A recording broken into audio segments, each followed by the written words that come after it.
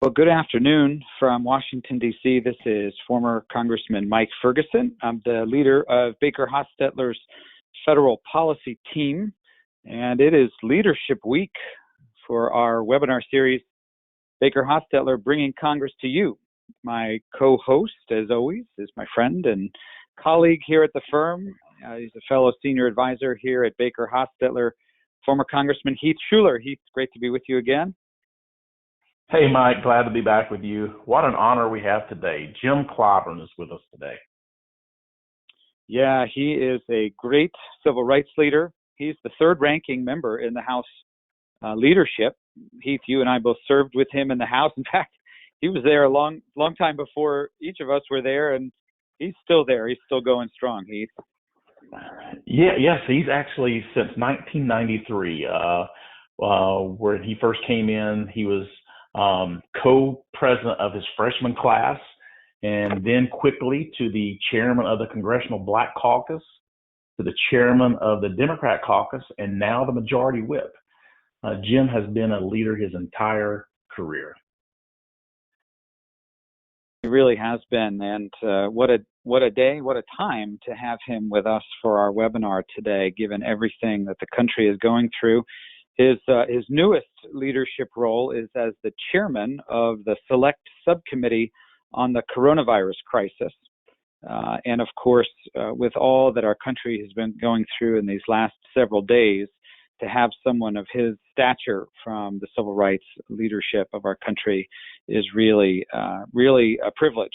And we're very excited that he's going to be able to share some wisdom with us and be with us on our webinar today, Heath. And we're very pleased to be able to welcome Jim Clyburn, Congressman Jim Clyburn from South Carolina. Jim, are you able to be on the line with us yet?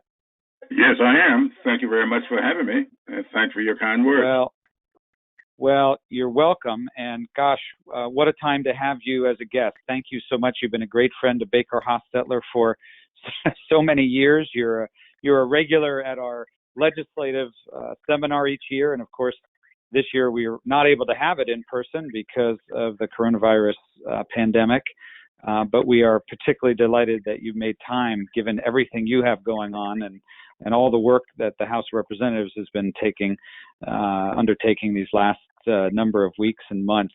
Really appreciate you being with us here today. And Heath Shuler and I are going to have some questions for you, as we always do at our legislative seminar. We'll do it by webinar today. But first, really would love your perspective on the unrest that we're seeing all around our country, the continuing aftermath of George Floyd's death in Minnesota, and the reaction to that around the country. You have been such a leader on so many issues, including civil rights in our country. Share with us some of your perspective on this current big challenge that we face as a nation. Well, thank you once again for having me with you today. And thank you so much for the years in which we have interacted with each other, mostly in person, but conditions call for us doing it otherwise today. As you know, I grew up here in South Carolina, a little town of Sumter. I grew up in a home where my father was a minister and an activist. My mother, a beautician, was very active. In fact, my mom's was South Carolina's NAACP first Woman of the Year. Now, you didn't get to be Woman of the Year by winning some kind of a beauty contest. You got to be that for raising the most money. And so she was very actively involved back then.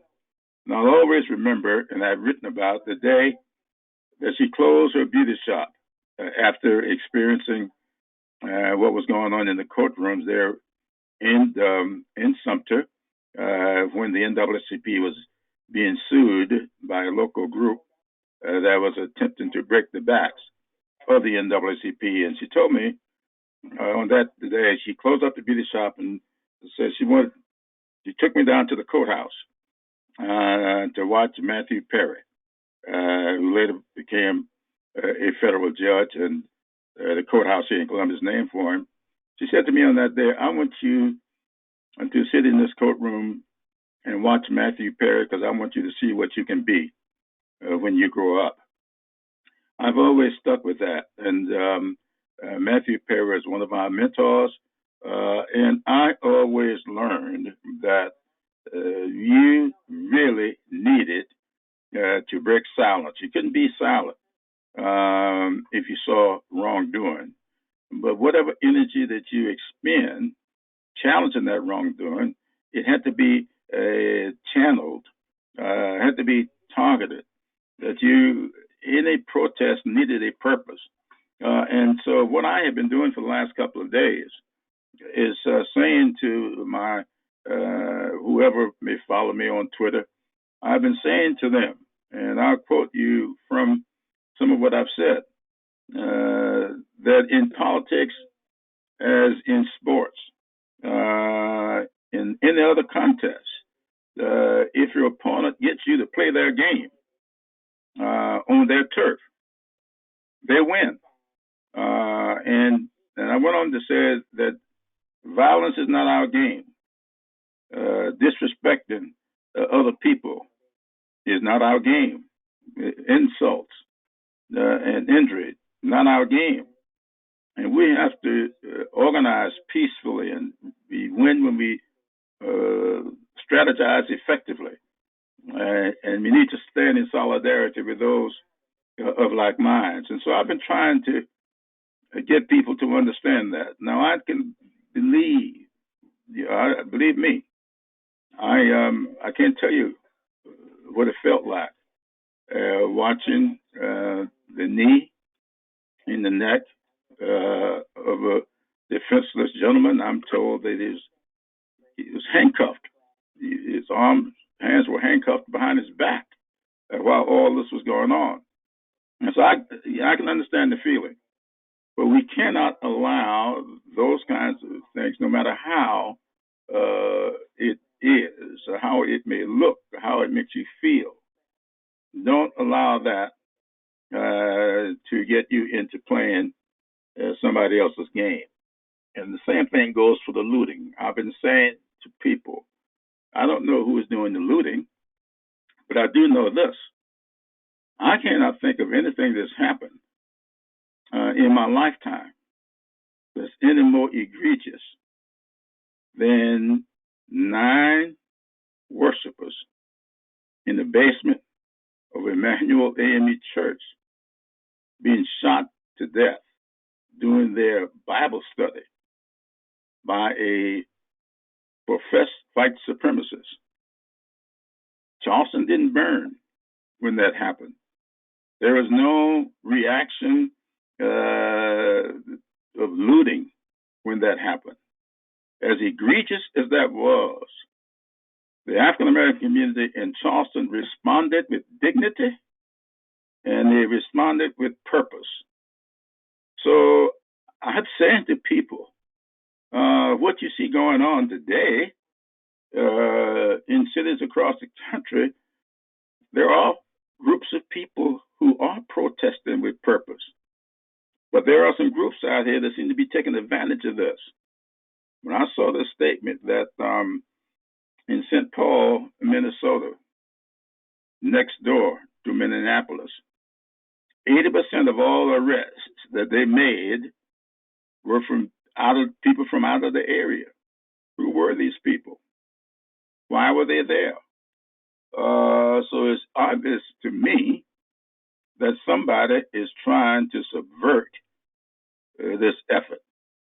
And so I think that those of us who are really feel strongly that the country needs to continue its pursuit of a more perfect union should not allow anything to sidetrack us on this, irrespective of what may be the cause. And so I'm standing in solidarity with John Lewis, whose statement on yesterday and the day before I have tried to channel, as I have done with him all of my life, and all others. I really believe very strongly that we need to take a hard look at a lot of things that's taking place in the country, and within this pandemic, makes it very, very difficult for us to respond positively. But however difficult it may be, I think that is something we're going to have to do. And so I want to thank you all for having me today, but I wanted to say that we have to look at our judicial system and make a hard decision as to whether or not things need to be restructured. We need to look at our healthcare delivery system. This pandemic has exposed some things that I think needs to be restructured. We got to look at our educational system. And it's so important because I saw a report 2 weeks ago that our superintendent of education here in South Carolina says that a unusual number of people will not be able to go on to the next grade because whatever they did to determine proficiency 2 weeks ago, they did not meet the test and would not be going on to the next grade. That means that young people who do not have access to the internet in their homes are not going to go on to the next grade. And if this virus revisits us in the fall, and they are still in the position of not having access to online learning, they're going to lose a second year. And that means that those with access to online learning, those who do have the internet in their homes, will be going on to the next grade. That will only contribute to widening the achievement gap that already exists in this country. Something needs to be restructured. And so I believe very strongly that this pandemic and these issues that we see played out in the streets today, people of goodwill have got to sit down together and begin to figure out some ways for us to move this country forward and not lose sight of who and what we are. I used to teach history. I still study it every day. There's how a day goes by when I don't look up some historical reference in order to give context to something that's going on around me. And I want to close my opening statement here by harkening back to Alexis de Tocqueville's assessment of what this country was all about. De Tocqueville wrote a 2-volume work called Democracy in America. And de Tocqueville, and it's kind of interesting that books were written back in the 1830s when the country still was wrestling with slavery. De Tocqueville said that he saw a certain magic about the country and he wanted to find out what it's all about. He went around going various places looking for this country's magic. And he came to the conclusion that America is not great because it's more enlightened than any other nation, but because it has always been able to repair its faults. This pandemic has exposed some faults. This, I have to call it how I feel about it, this murder of an innocent man, unarmed man, has exposed some faults. The greatness of America, according to Alexis de Tocqueville, I would like to agree with him, is not because we are more enlightened than any other nation, but rather because we have been always able to repair our faults. I would hope that we will repair these and continue our pursuit of a more perfect union. And with that, I'll answer any questions you may have. Wow, Jim, this is Heath. As always, when I listen to you speak and know you individually, know your heart, it's always great to know that we have incredible leaders of our country that such as yourself. And it was an honor to serve with you. It was even more of an honor to actually watch how your leadership really transpired throughout all of Congress. There's a lot of people that like to go to the well often to give a speech. And sometimes, obviously, some are more frequent than the others. But when you would go to the House floor and you go down to the well and you had something to say, everyone paid attention, everyone listened, everyone sat down. And I think that just goes back to the moral character that you have and how you've conducted yourself over the years in Congress. And you're right, there has been some exposure, but I truly feel that you can cross those boundaries of the political sector in this country and truly help move us forward. And so thank you for what you've been, how you've served our country so far. And there's still so much more that needs to be done. And I am very grateful that we have you in the places that we do. And just such an honor to have you on this call today. I mean, just a great mentor to so many people in Congress. And even though sometimes when you were the whip and I was the whip of the Blue Dogs, we battled back and forth, but there was always that common ground and those senses and understanding on both sides. And I greatly appreciate that. Well, thank you very much, Heath, for those comments. You're right. Getting a vote from you is tough, but always a pleasure. Well, I always enjoyed the I had a tough district. As you well know, I had a very tough district, and so it was challenging at best politically on both sides of the aisle for me. So, but it was great times. I greatly enjoyed our time we served together. And as you talked about, there's a lot going on over the next. This summer looks like it's going to be a really packed agenda. I mean, you have the Democrats the House has already passed the one of the next COVID bill, CARES Act, if you will, and looks like, with the defense policy and the infrastructure reauthorization coming up and some 12 appropriation bills that the House has said that they'd like to pass. Can you give us a little insights of what the next few months may bring to the U.S. House? Well, I'll try as best I can. If this question were asked more than a week ago, I think I would have known the answer pretty clearly. But today, in view of the additional challenges that we have, I'm not too sure. But I will say this. When Nancy Pelosi decided to set up this so-called select subcommittee, she called me and said that she wanted to do this and asked me what I thought about it. Well, Nancy knew from our past experiences, especially when we were putting together the so-called American Recovery and Reinvestment Act back in 2009, that I'm a big fan of Harry Truman.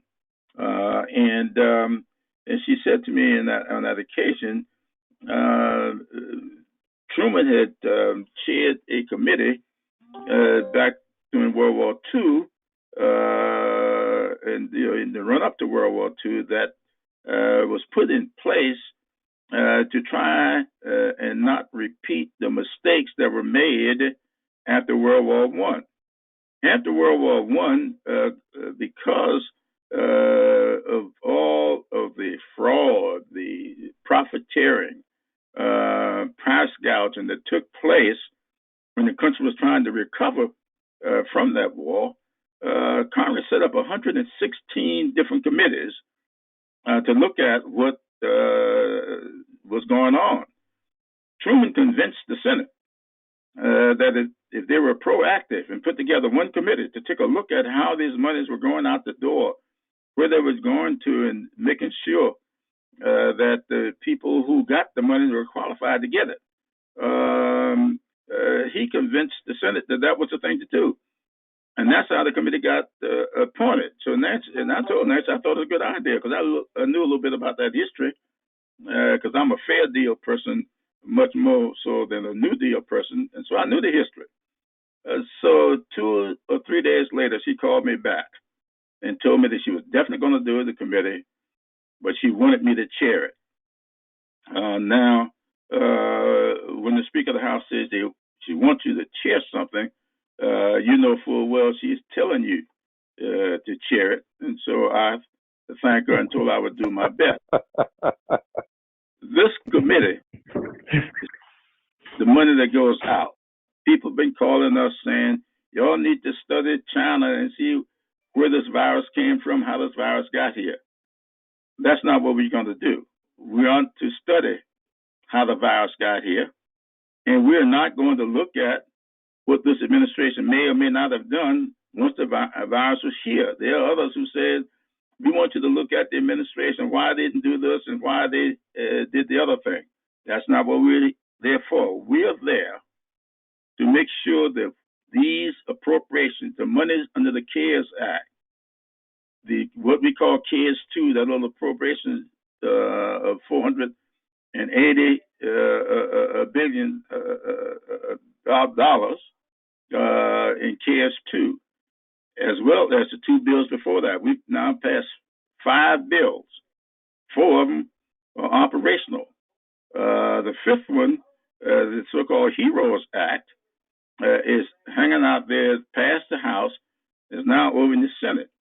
That bill is almost $3 trillion. So the 4 bills that we've done earlier add up to around $2 trillion. This bill adds up to $3 trillion, and people said that's too much money. It's kind of interesting that Chairman Powell, the chair of the Fed, within 24 hours of us having passed that bill, said publicly that he didn't think that $3 trillion was enough.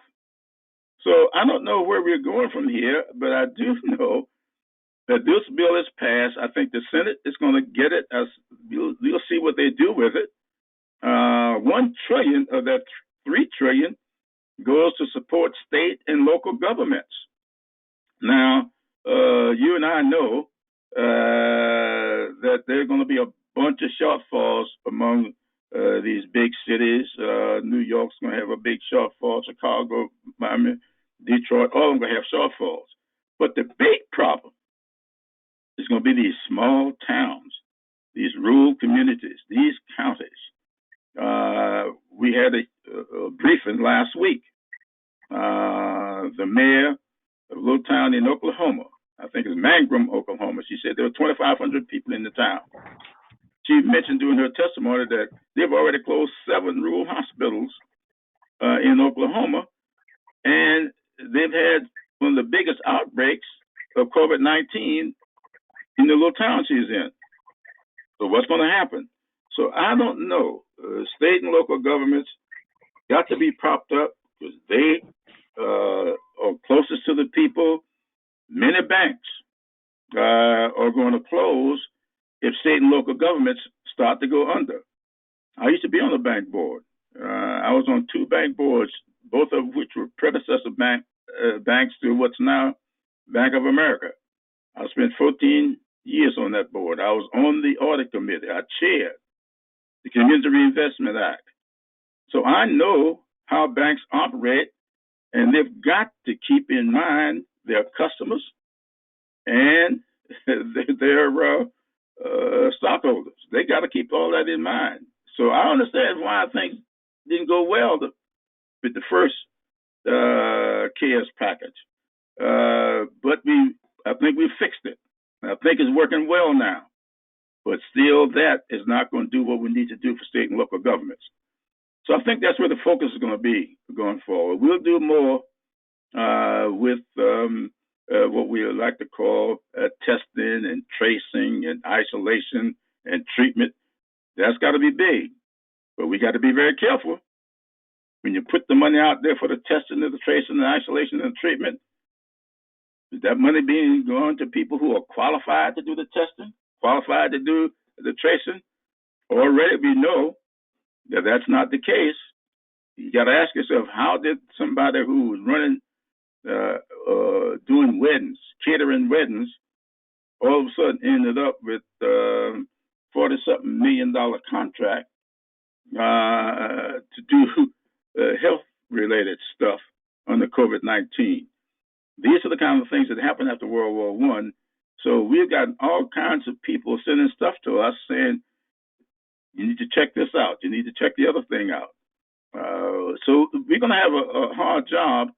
And I think that what happens with this select committee will help set the tone for how Congress as a whole will react going forward. We can't allow for the country to go under. We've got to, whatever it takes, we got to spend the amount of money to do it, because I think it's much more expensive not to do it. Jim, this is Mike. It's Heath and I have talked about how the breathtaking amount of money that's been going out the door, as you talk about, and the need for the oversight that you're describing, because it is there are so many going to be and are so many opportunities for fraud. So it's important, as you say, for folks to have an eye on all of this, and as maybe future pandemic legislation. You mentioned the HEROES Act that the House passed recently, and the big number, big price tag attached to that. I'm interested in your perspective on what might actually become law. We've heard from Senator McConnell and other Republicans, especially in the Senate, that they want to make sure that in any future legislation that businesses or others that are trying to operate responsibly also have liability protection against lawsuits. That's many of folks have said that's really important for getting the economy opened up again. Others have talked about, we were talking earlier about restaurants and other small operations that are having trouble reopening because of both the financial assistance plus the unemployment benefits are incentivizing people not to go back to work in some cases, and small companies, restaurants who are trying to reopen can't get their folks to come back to work.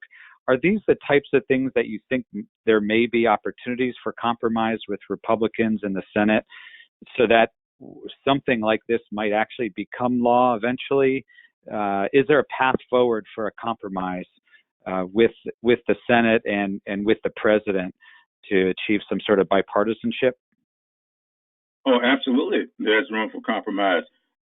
What they have to do, in my opinion, is, at first blush, there are things that came forward even this time around. A lot of people felt, oh, no, we can't do that. That's crazy. One of those crazy things that they said we could not do was paycheck guarantee, which they did in a few European countries.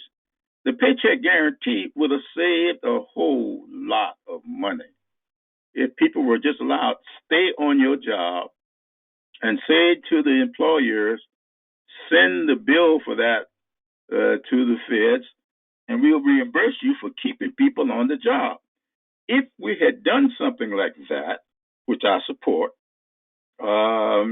we wouldn't have had this problem with whether or not people are going to go into unemployment insurance, end up making more money on unemployment insurance than they'll make going back to work. If people had just stayed on their jobs and be paid on their jobs, and then the employer, they would have kept their health insurance, they would have stayed on the payroll, and the employer send the bill for that to the federal government, and we would have a much more streamlined response and a much more effective response. So that's what happens when we don't take time to talk to each other and figure out the consequences, a lot of them unintended. So let's look at the unintended consequences, and that's what happened here.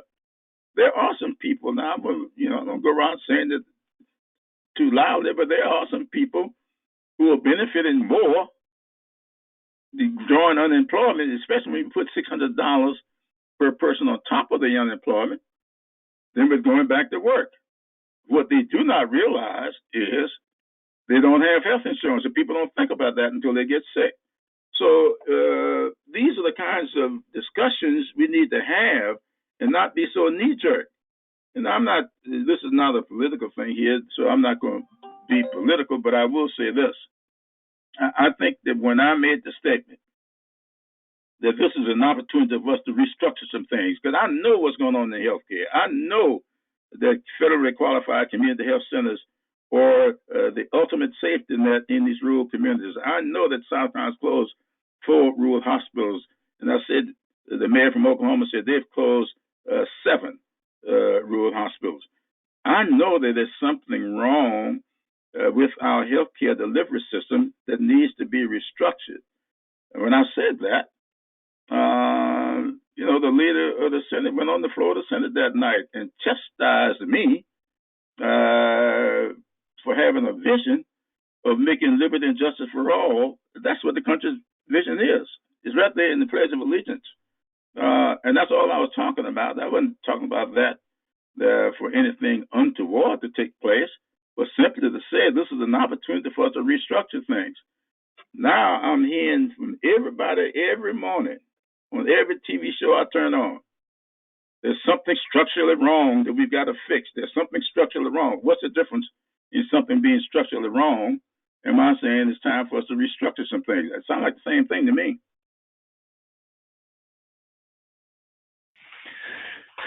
Sorry, this is Heath again. One of the comments that you made was about the rural broadband, and obviously there's a task force.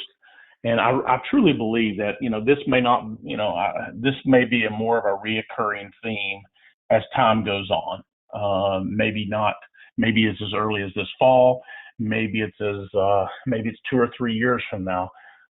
Having so many kids in rural areas and or in the inner city having access to the broadband, what is the task force doing, and what are some things that we can look ahead in the future? Excuse me, some of the outcomes that they're looking at. Well, thanks for asking that question. Look here. Last week, I, along with my Republican colleague from Michigan, introduced a piece of legislation that does something very interesting. But to answer this question, let me bore you all with a little testimony. Now, I haven't been born and raised in the parsonage. You can understand what testimony means to me. So, so back when the co-ops, and you're very familiar with the co-ops, Heath, like I am, when they were celebrating the 50th anniversary of rural electrification, they published a tabletop book that I keep right here in my house with me, and I keep a copy of it in my office as well. It's called The Next Greatest Thing. Now, the reason they call that book The Next Greatest Thing is because one night in a rural Tennessee church, Heath, you know a little something about Tennessee as well. Yes, sir. One night, an elderly gentleman stood up in church and said to them, "Brothers and sisters, I want to tell you something. The greatest thing on earth is to have the love of God in your heart. And the next greatest thing is to have electricity in your house." Now, you know what the rural electrification did for this country. There's not a place in this country today where electricity, I don't know of a place where electricity is not accessible. I believe today that the next greatest thing for the 21st century is to have internet access in every home. We are not going to be able to get healthcare delivery effectively done without telehealth. We are not going to be able to get education adequately available without online learning. We have got to get broadband out here in every community. Right now, there are billions of dollars, if my memory serves, I think it's $16 billion that the FCC has for rural broadband. But they've got a plan to spend that out over 2 years. I decided that why not spend the money out now? It's already available. Of South Carolina's share of that is $353 million. If we had $353 million available to rural communities right now, to the co-ops, so that we could get broadband into these rural homes, the fear of losing another year of school would not be there. Getting health care in these areas would be there. So our legislation called for spending that money out, committing that money between now and June 30th, and then making sure it's spent out over the next 9 months. I just think that broadband is going to be critical to us going forward. There are two things I believe must be done in the country if we are going to continue to move forward and take everybody along. Number one, we must build out federally qualified community health centers. I've proposed legislation along with Bernie Sanders over in the Senate to spend around $63 billion over the next 10 years to have a federally qualified community health center within commuting distance of everybody in the country. But number two is to spend around $85 billion to put broadband in every home. Those two things, I think, will pay for themselves in short order if we were to get that done.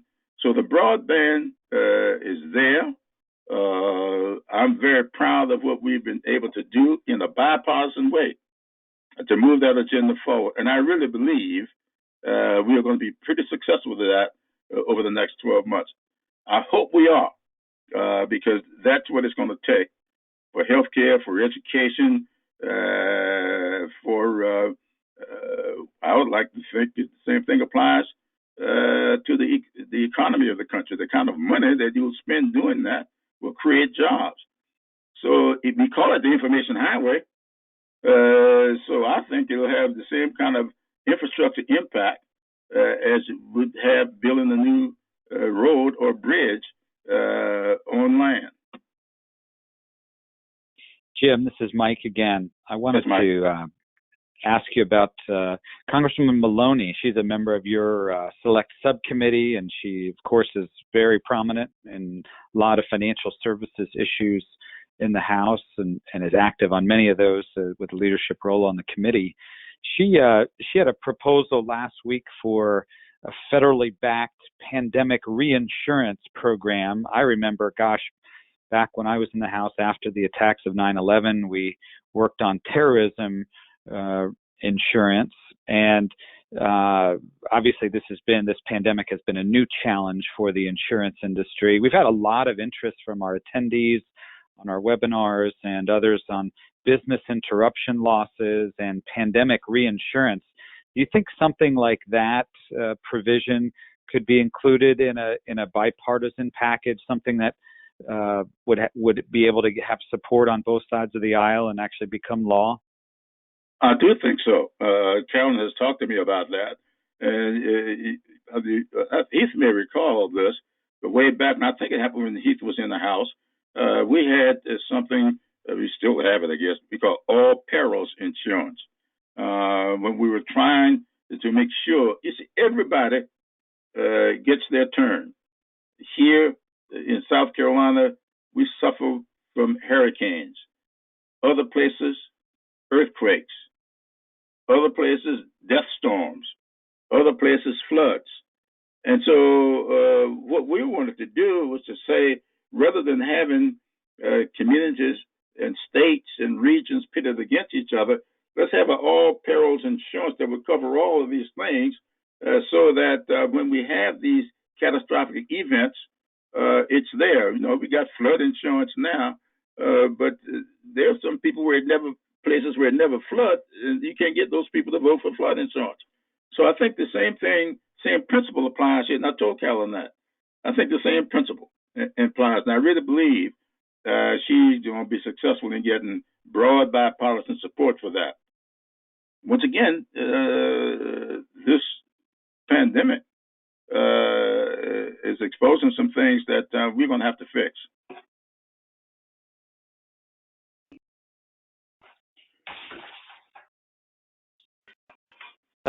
That's the truth. It's I wanted to ask you about another issue on multi-employer pensions. This obviously gets into the weeds a little bit, but one of our attendees on our recent webinar mentioned this provision for interest rate smoothing and a 15-year amortization as important proposals for future pandemic legislation. I know I've seen some Democratic proposals that, including in the HEROES Act, that have included different provisions about these multi-employer and single-employer pensions.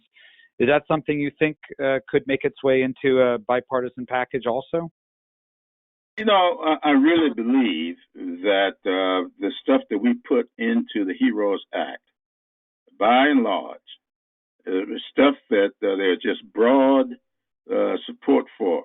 And there's one thing I say of the Democratic caucus. The House Democratic caucus could abide a Jim Clyburn and a Heath Shuler. And that's going from one end of the spectrum to the other. And so I think that when you see us pulling together a piece of legislation like the HEROES Act, I think is just sort of within our caucus, the concept of being able to have bipartisan support is there. Because we've got some people in our caucus is much more conservative than a whole lot of Republicans on the other side. And so when you get all in the votes for something, I think you got a possibility of getting something done. Our job is to keep it focused on the issue that we are trying to deal with, and don't let it get embroiled in the politics of the moment.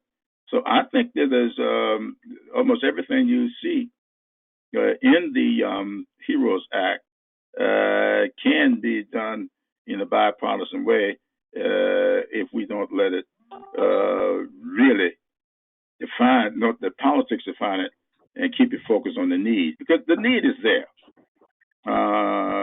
We've got to keep our pensions funds from being a problem. People invest in it. I think that in healthcare, just two things that's got to be done. Jim, this is Heath again. Like North Carolina, South Carolina is a big manufacturing state. We lost a lot of our textile manufacturing some time ago to China. Talk through some of the issues that you have seen during this crisis of getting products made from other countries into the United States, and what do you think those impacts can be going forward? How we can, start producing more in the U.S. as opposed to relying on other countries to give us some of the key necessities that we all need particularly in the medical field. Well, I think that there are a couple of things here. First of all, I do believe that manufacturing, and I think what we got to do is get our mind the focus on manufacturing beyond a textile mill. You and I both know the textile mills, as you just said, going to China. When I came into Congress, the largest cash crop here was tobacco. I used to say that it was tobacco, textiles, and transportation. That's what ran this part, North and South Carolina. I think that we have got to start looking at manufacturing as being the kinds of upscale efforts that ought not be confined to the West Coast. I mean, there's so many things about manufacturing. I mean, even a steel mill. The steel mills that we had, they may be gone, but I've got Nucor Steel in my district. They do a great job. That's manufacturing. We've got to look at the new ways for manufacturing, and our big problem is getting people trained to do the new kind of manufacturing. I often think about my dad stopping one day on the side of the road, and I was one of these backhoe diggers when they first came out. My daddy pointed to that backhoe digger, and he says, "Do you see that machine?" I said, "Yeah." He said, "That machine is going to replace 20 men." He says, "Now, that's just the beginning. So you've got to get yourself," he said to me, "trained to do something other than manual labor." I mean, he had a way of making you understand why you need to go out and get educated. And so that's what's going on now. Nuclear, I get a lot of flack from some of my members because I'm a pro-nuclear guy. I'm one of those Democrats that believe that if you're going to have clean environment, you got to have a balance. And that balance on that smorgasbord has got to include nuclear energy. South Carolina State, an HBCU that I graduated from, several years ago, people thought I was crazy when I pursued a nuclear engineering degree for the school.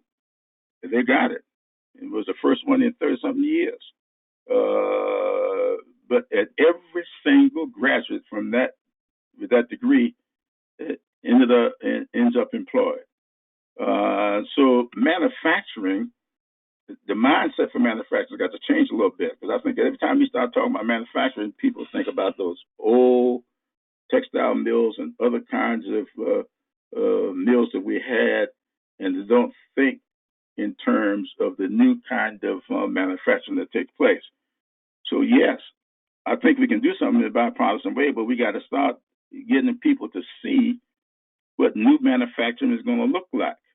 Right here in my congressional district, we make more tires in South Carolina now than they make in Ohio. Volvo is here, BMW is here in South Carolina. When I was growing up, nobody thought an automobile manufacturing plant would be anywhere near South Carolina. Mercedes-Benz, their Sprinter. All of their Sprinters are made right there in North Charleston, South Carolina. So that's the kind of manufacturing people have got to think about it in those terms. And if we can get people to upgrade their thinking about manufacturing, I think that the manufacturing will have a tremendous future in this part of the country.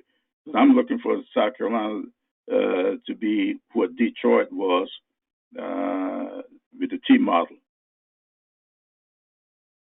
So, Jim, this is Mike. I know your time is precious. I got one last question for you. And sure. I know before you said you weren't talking politics, you were talking policy, but I got to ask you, the last time I saw you was at the Capitol building. We passed in the rotunda, and it was just before everything started shutting down. And you had a big smile on your face when I asked you this question. This was right after you had endorsed Joe Biden, and he went on to win the primary in your South Carolina. And I have to tell you, I know I'm the Republican on this call, but I got to tell you, I'm just, as a political observer, I was watching the presidential campaign on the Democratic side, and I thought, Joe Biden is done. He is toast. He is never going to win. He's, campaign is sucking wind, and he is going nowhere. And he went into South Carolina and got Jim Clyburn's endorsement, and well, gosh, everything completely changed. You got to give us a little bit of insight. How did that happen? I know you've known him for a long time, so I'm sure there's a long time relationship and friendship there. But how did that happen? And goodness, how did his entire national campaign turn on a dime in South Carolina? Well, when we were looking at this race, I decided that I would really kind of stay out of it for a while, though I knew, and I told everybody, I knew who I was going to vote for. I just had not decided how to conduct myself in the run-up to the vote. But I had a little experience that I talked about several days before the South Carolina primary. I went to a funeral service in Lower Richland here outside of Columbia for my longtime accountant, who'd been sick for a long time. And I got home for the weekend. I got a call from his brother-in-law telling me he had passed away. And he told me when the funeral was going to be. No one had asked me to attend the funeral. Usually you don't go unless you asked to speak. But I went to this funeral because of my longtime relationship with Jim White. But I decided to go early. And I went early so I could speak to people before the service started. And as I was about to leave, having paid my respects at the coffin, I looked over and this lady beckoned to me. So, I went over to her and she said to me, "Lean down. I need to ask you something." So I leaned down and put my ears right to her lips, and I said, "Yes, ma'am." She said, "Who are you voting for in this election? I need to know. And if you don't want anybody to hear you, just whisper it in my ear." So I whispered to her that I was going to vote for Joe Biden. And she looked up at me and she had this strange look on her face and she says, "This community is waiting to hear from you." And so I walked away and I said to myself, maybe I need to be a little more public here. Maybe Joe Biden's got more support out here than people realize. And I talked to a few other people before I left there, and sure enough, there were people, more than one person asked me, "We're waiting to hear from you. We want to know who you think is best for us to vote for." So that's how it all happened. Now, 2 nights before the primary, that Sunday night, 2 nights before the debate, I met with Joe and I told him, I said, "Now, I'm going to be public the morning after the debate, Wednesday morning. I'm going public with my endorsement." And I told him what I thought would be the foundation of my endorsement and what I thought he would do well to deal with in the debate. So that's how it all happened. But I always knew who I was going to vote for. My wife loved Joe Biden. She always identified with him. His first wife, the accident, and the children. My wife was from rural Berkeley County, South Carolina. Joe Biden, a lot of people don't know it, but Joe Biden spent a whole lot of time in South here. He vacations here all the time, and it's nothing to see him showing up in the church down in Charleston, outside from Kiowa.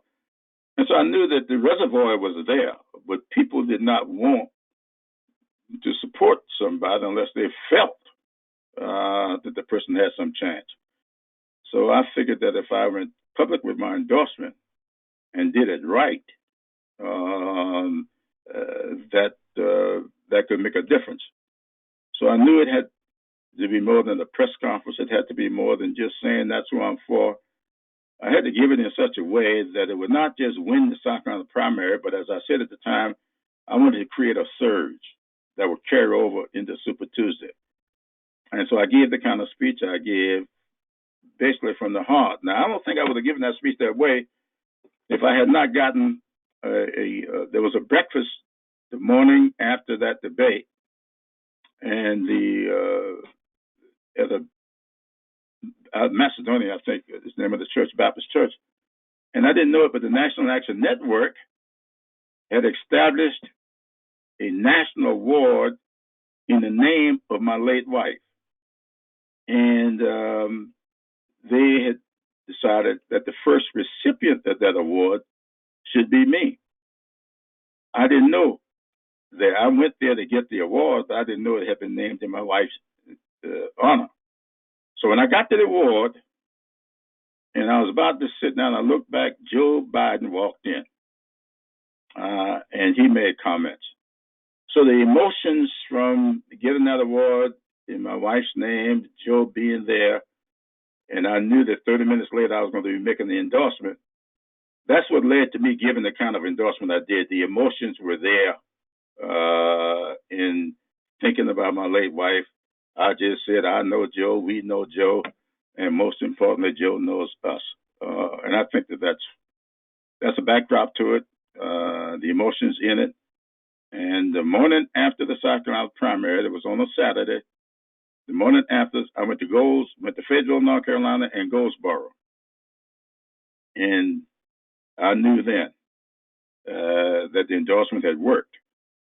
And then I taped radio ads and robocalls to go into Alabama and Texas. So we spent about 48 hours getting the word out. So I think that the impact was not just making the endorsement, but the emotional side of that. And it was almost as if my late wife was still doing her thing. Wow, that's some story, and it's gosh, I know you've shared so many great stories about you and your wife and your marriage and your long time marriage, that love affair, and you've shared that with us at our seminar, at our legislative seminar. Told us so many stories, and it's not at all surprising to hear that those sorts of emotions that came from those moments through the endorsement of Vice President Biden. That's such an interesting story, and thanks for sharing that with us, and thanks for being with us today. It's always such an honor to have you with us, especially now during these very troubling times. We're obviously continuing to pray for healing and justice and peace as we continue to help our country. We're all trying to help our country through and all those who are suffering as a result of the pandemic and these events of this last week. So thank you again for your service, and thanks for sharing your thoughts and your wisdom and your insights into all your work with Heath and me and our BakerHostetler audience today. Well, thank you guys for all that you do, and thanks for all that you've done on my behalf. I really appreciate you, and Heath, really appreciate you a whole lot. You've been a good friend over the years. And I know I forgive you for all those bad votes you made. Well, I'm glad you forgive me. Thank you so much for joining us. It's always a pleasure. Thank you. Appreciate you. Yes, sir. Well, Heath, today we heard from the Majority Whip in the House, and on Wednesday, in just a couple days, we're going to hear from his counterpart, the Republican Whip, Steve Scalise. Yeah, he's also the Chairman Clyburn's counterpart as the Republican leader on the Select Subcommittee on the COVID virus crisis. It's always great to talk to Steve as well. Just like Jim, they have so much to offer, and I truly believe they're at the right place. Two people that can get along and truly really set politics aside and move our country forward. So it'll be great to have Steve on board. It will. He's a great guy. Steve Scalise is a longtime friend of ours and a good person, and he's going to have a very different perspective, I'm sure, on a lot of these issues than Jim Clyburn had. Yes. But it's always great to talk to him. He's been a great friend to us at BakerHostetler over the years. So that'll be this Wednesday at 1:30. We hope that you will register and submit your questions, and that you'll join us then. So thank you again to all those for being on the webinar with us today. On behalf of Heath Shuler, we look forward to being in touch with you the next time, which will be on Wednesday in just a couple of days. Again, this is Mike Ferguson. Good afternoon from Washington.